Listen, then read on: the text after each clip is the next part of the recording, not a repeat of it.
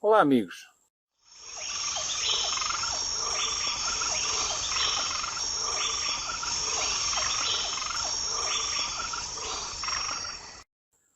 Os detratores da caça, os anti, como nós costumamos chamar, apresentam um conjunto de argumentação contra a caça que passa por questões de natureza científica e filosófica. Em especial, dois conceitos vamos falar hoje: o especismo e a senciência. Quando nós pretendemos caçar um animal, eles acham que nós estamos sendo especistas, fazendo distinção entre espécies que se podem caçar e as que não se podem caçar. De alguma forma, quando eles estão falando nisto, eles estão aludindo a alguns princípios do nazismo, que também separava uns dos outros, os arianos dos outros. Vamos ver como, de repente, podemos virar o jogo ao contrário. O outro conceito é a senciência, que é a atribuição aos animais de características humanas. Vamos começar pelo especismo. O especismo é a atribuição de valores ou direitos diferentes a seres, dependendo da afiliação a determinada espécie. Tal como o racismo e o sexismo, é conotada como discriminação.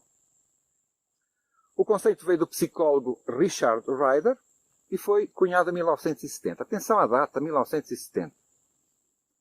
É preciso lembrarmos que na década de 60 se iniciou um movimento que é onde começa verdadeiramente a ação anti-caça e todos estes novos movimentos pseudo-ambientais que não pretendem tanto defender a caça, mas mais cuidar de outras questões de natureza política, de uma agenda ideológica que tem um determinado fim.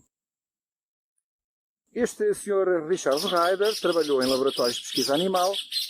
Em 1979 participou em protestos contra a caça em Dorset e daí para a frente escreveu, portanto, este conceito do especismo que veio a ser um dos pilares da luta pelos direitos dos animais.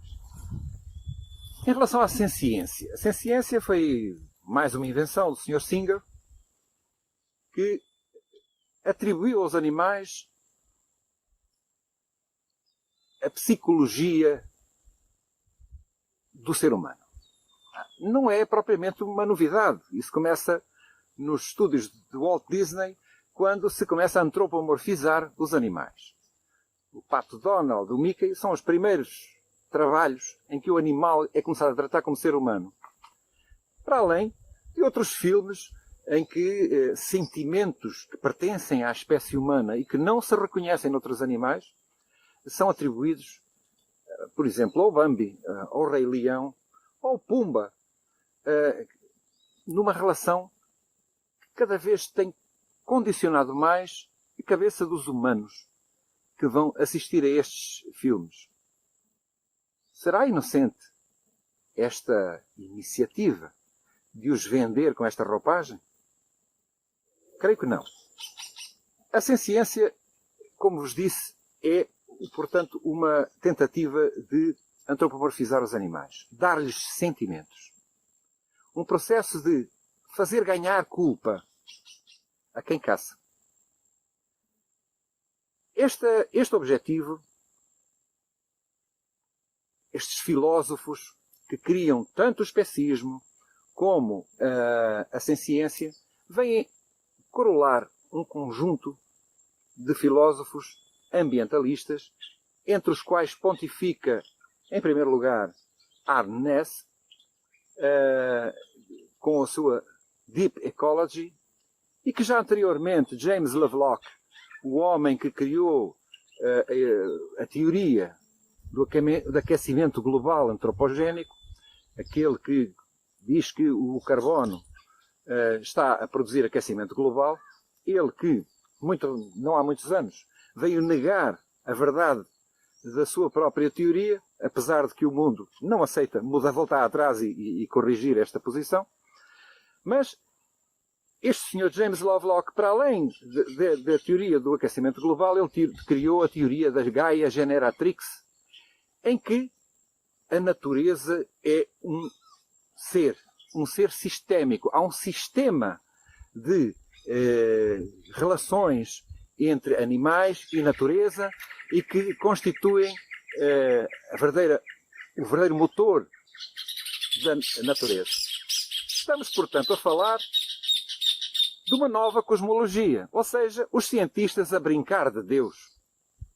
Eles criam uma nova cosmologia, a relação entre os seres e a causa primordial da vida, portanto, uma forma de combate à realidade como ela é, associados à filosofia relativista que nasce no século XIX, mas que é aproveitada durante o século XX de uma forma violenta para destruir todas as outras filosofias de Kant, de Descartes e todas as outras, para que todas elas a serviço de uma agenda ideológica. Portanto, a ciência, o especismo, a Gaia Generatrix, toda esta conceptualidade, a Deep Ecology, elas fundem-se numa matriz ideológica que vai beber a determinados filósofos que constituíram a Escola de Frankfurt e que deu origem ao marxismo cultural.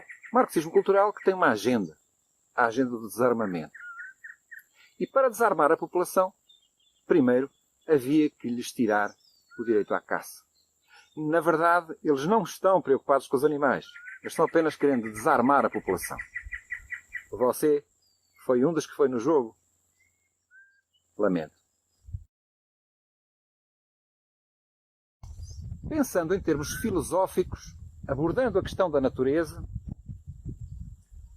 há povos que foram bem mais inteligentes do que estes senhores muito civilizados, muito ricos, e que vivem em ambientes herméticos de ar-condicionado e que procuram criar uma cosmologia em que eles brincam de Deus. Outros povos, ditos por nós civilizados como atrasados, parecem ser mais inteligentes na questão da busca da filosofia.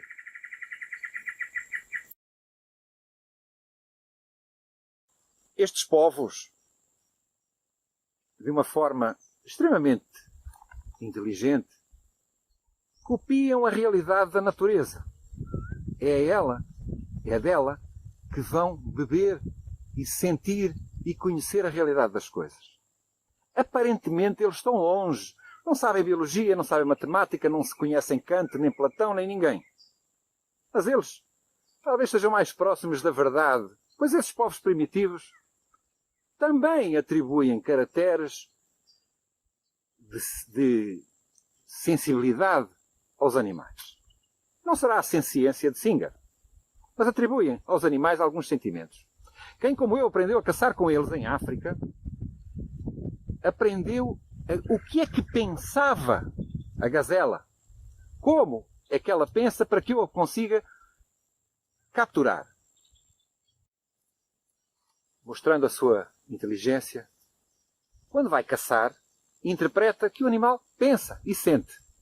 Antropomorfiza o animal.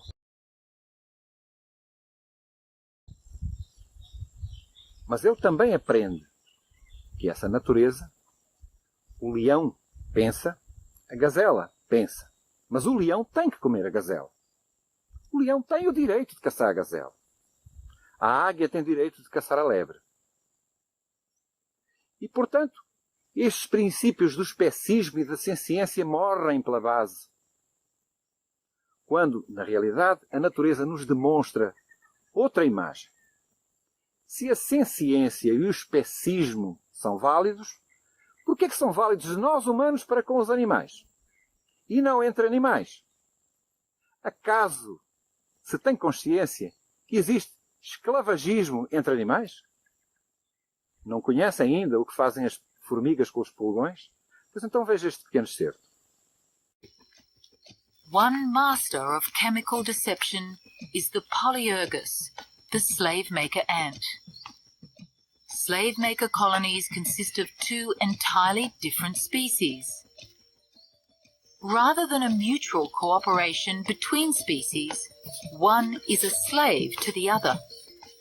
Communicating by a complex chemical exchange of pheromones, news travels fast when a source of slaves has been located. Pois é, amigo. A natureza é cruel. Toda a vida é feita de morte. Os conceitos humanos, como o especismo de Ryder, não cabem no esclavagismo dos pulgões feitos pelas formigas. Provavelmente, eu não precisaria de dizer mais.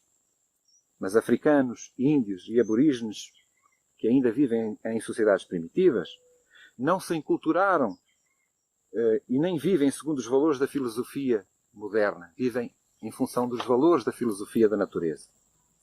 Não conhecem Platão, Kant, Marx, Gramsci, Arnès, Guattari, Ryder.